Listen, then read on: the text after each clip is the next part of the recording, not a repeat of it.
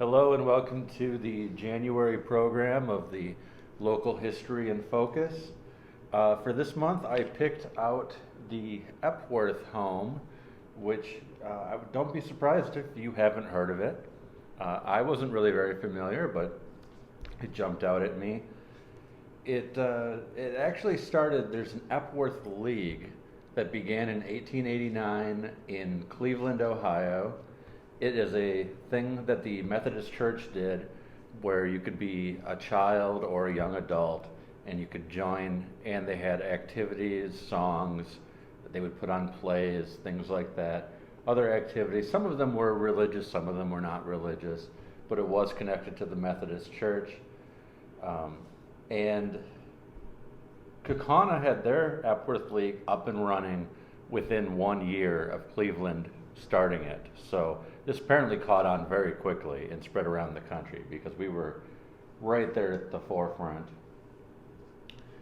Some notable people that were involved were Norman Brokaw and Mrs. Norman Brokaw.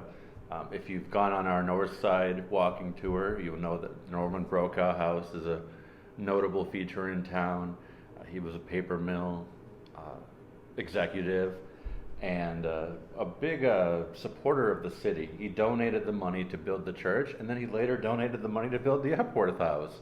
So a big contributor to town, and not just people who were in the Methodist Church gained from this. Of course, they were the primary people who gained, but other people were welcome as well to attend these plays and songs and dances, and the Cub Scout troop formed there. And I don't imagine that everybody in the Cub Scout troop was a member of the church.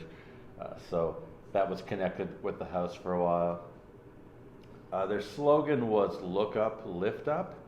I'm not sure exactly how to take that, but I believe the intention there is to give back and help other people on their feet and get them going. So there's that. Membership in the early days was about 70, which I actually think is a pretty significant number.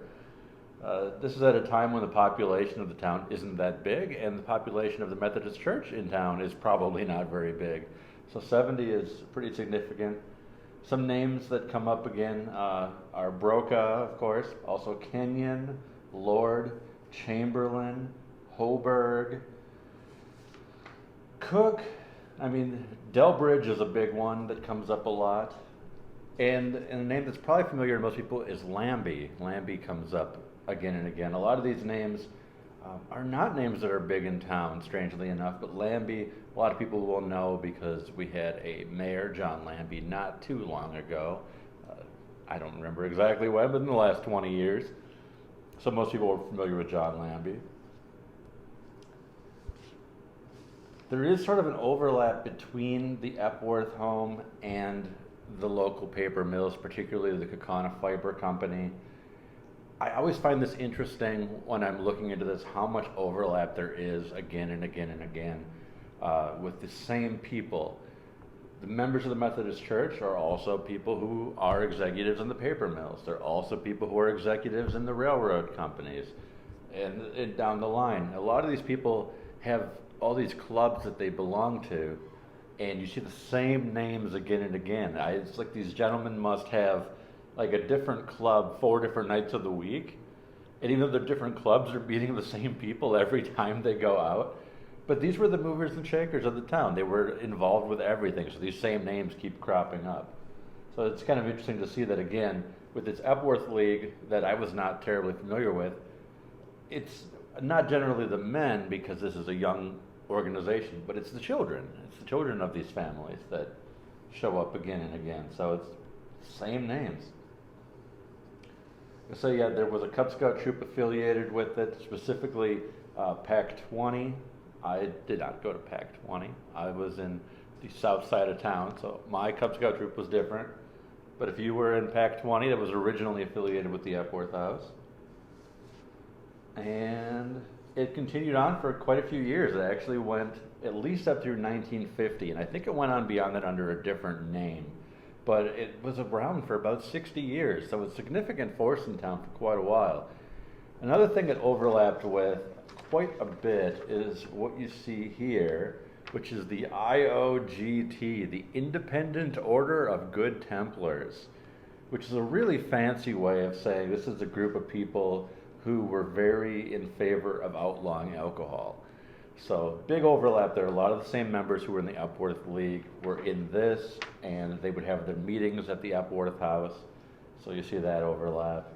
This is a certificate you'd get if you were a member. This is not a local certificate. This is not something that a person in Kaukauna had. If you have one of these and you would like to donate it or let us scan it, I would love to have a copy of one that's an actual membership form for a Kaukauna resident, but this is just a generic one.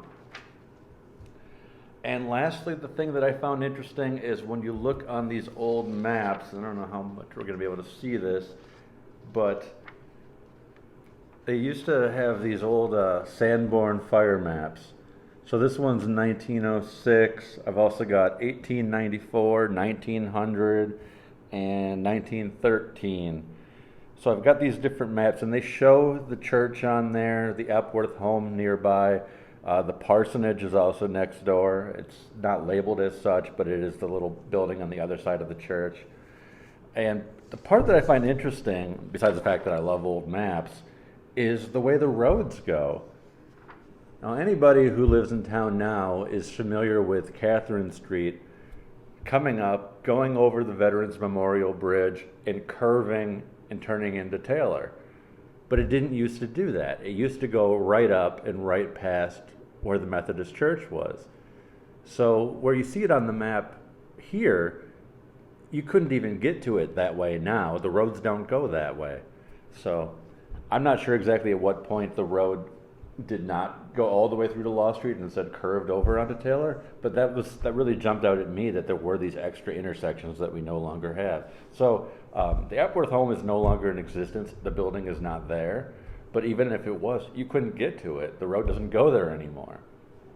So this is something I'm still actively looking into. Everything that I present, I'm actively looking into. The research never ends.